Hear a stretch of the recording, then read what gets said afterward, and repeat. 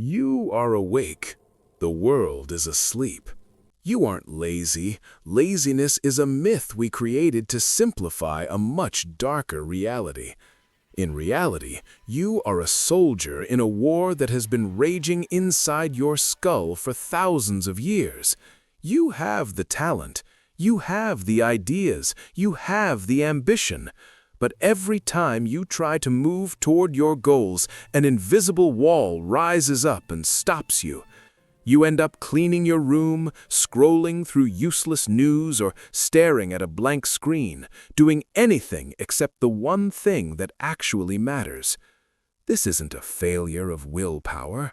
This is a biological defense mechanism that has gone catastrophically wrong. Tonight, we are tearing down the facade of time management. We're going to explore why your brain treats your future self like a total stranger. The neurobiological civil war between your limbic system and your prefrontal cortex, and the sophisticated trap of productive procrastination. By the end of this video, you will identify your specific procrastinator archetype and learn why you don't need a new planner. You need a new relationship with your own fear. Most people think procrastination is a choice. It isn't. It's a hostage situation. Inside your head, two powers are fighting for control. First, there is the prefrontal cortex. This is the boss. It's responsible for logic and understanding that if you don't do this work now, you will suffer later. But then there is the limbic system. This is the ancient brain. It doesn't care about the future. It only cares about survival, pleasure, and avoiding pain right now. When you face a task that feels difficult, your limbic system perceives it as a threat. It triggers an amygdala hijack. Your brain reacts to a work deadline the same way it would react to a predator. It wants you to flee. And fleeing means opening a new tab or picking up your phone. You aren't avoiding the work, you are avoiding the negative emotion. You are using distractions to regulate your mood, not your time. But there is a more dangerous form of this war, one that feels like victory but is actually a slow defeat. It's called productive procrastination. This is when your brain strikes a deal with your fear. It says, I won't do the important task, but I'll do 10 small, useless things instead. You answer emails, you clean your desk, you reorganize your desktop folders. You research tools you'll never use. You feel busy. You feel productive. You get a tiny hit of dopamine because you checked something off your list. But the needle hasn't moved. The big project is still sitting there, glowing with an ominous light in the corner of your mind. This is moral licensing. By doing small, easy tasks, you give yourself permission to ignore the hard ones without feeling the sting of guilt. You are running as fast as you can, but you are on a treadmill. You are exhausted at the end of the day, but you are in the exact same place you started. You aren't working, you are just hiding in plain sight. Why is it so easy to promise yourself that I'll do it tomorrow? To your brain, your future self is a stranger. When you think about the person you will be in 24 hours, the part of your brain that processes you goes quiet. Instead, the part that processes other people lights up.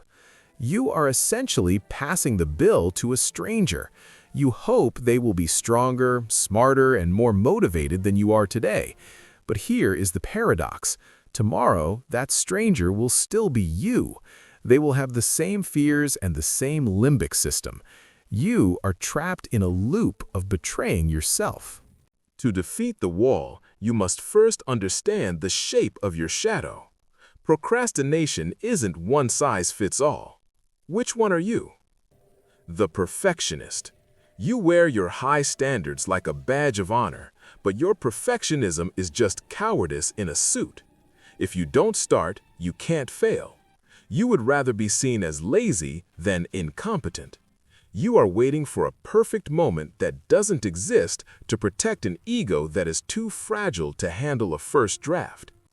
The dreamer. You love the idea of the project. You spend weeks planning the aesthetic, the logo, and the outcome. But the moment the real, boring work starts, you vanish. You are addicted to the fantasy of success, but terrified of the friction of reality. The rebel. You procrastinate because you feel like someone, your boss, your parents, or society, is controlling you. By not doing the task, you feel a false sense of autonomy. But you aren't a rebel. You are just an employee who is sabotaging his own career to feel free for an hour. The anxious. The task is a mountain. You look at the peak and your brain simply shuts down. You are paralyzed by the scale. You don't know where to start, so you stay at the base of the mountain until the avalanche of the deadline forces you to move. Perfectionism is procrastination's greatest lie. Deep thinkers often suffer from this the most. Your vision is so grand that the reality of the first step feels insulting. So you wait for the right mood or more information. But these are just sophisticated masks for fear. You aren't waiting for perfection, you are hiding from judgment. Willpower is a finite resource. It is a battery that drains every time you make a decision, resist a temptation, or force yourself to focus. To win the war against procrastination, you must stop relying on willpower and start using architecture. You have to outsmart your own biology. Radical self-forgiveness, breaking the shame spiral. The biggest lie we believe is that guilt is a motivator. It's not. In psychology, this is called the what the hell effect. When you feel guilty for procrastinating, your stress levels rise. Your limbic system, sensing this stress, demands immediate comfort, which leads you to procrastinate more to escape the guilt.